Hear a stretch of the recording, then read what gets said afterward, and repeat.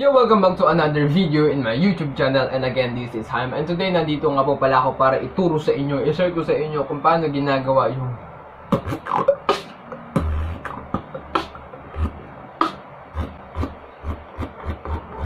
Liproll reverse sound.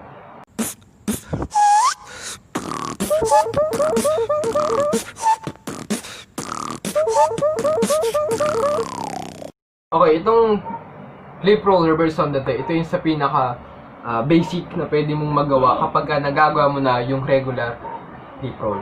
Kaya ng ibang Liproll, ito ay variation lang ng regular Liproll. Kaya ng objective ng ibang mga Liproll, dito sa Liproll reverse sound, kailangan mo munang matutunan yung regular Liproll. Kasi sa pamagitan nun, lalambot yung labi mo upang mas madali mong gawin yung ibang variation ng Liproll. Kaya ng ibang Liproll, dito sa reverse Liproll, kailangan mo pumili ng site kung saan mo siya gagawin. Kung kaya mo nang gawin yung regular Liproll, good na yan, ayos yan. Advantage mo yung pagkakaalam, pagkatuto ng regular Liproll.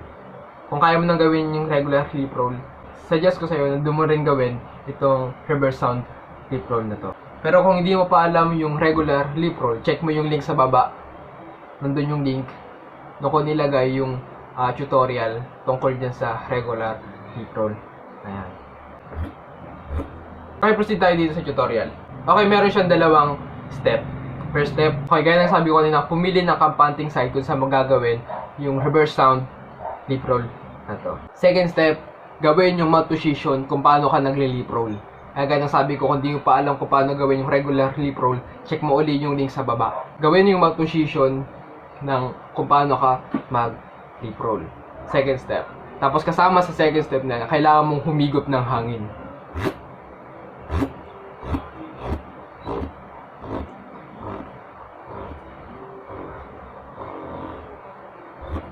That sound is very easy.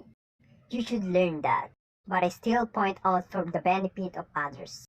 And I will also do a tutorial pattern of a famous beatbox routine using this sound. I know that you know that. Very soon. Okay, ganyan lang kadali kung paano ginagawa yung reverse sound Liproll na yan. Ito lang yung napansin ko na pwede ko rin ituro sa inyo. Habang ginagawa itong reverse sound, pansinin nyo na meron siyang pitch.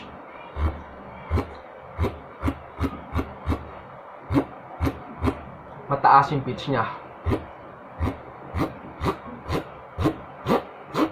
Try natin babaan yung pitch.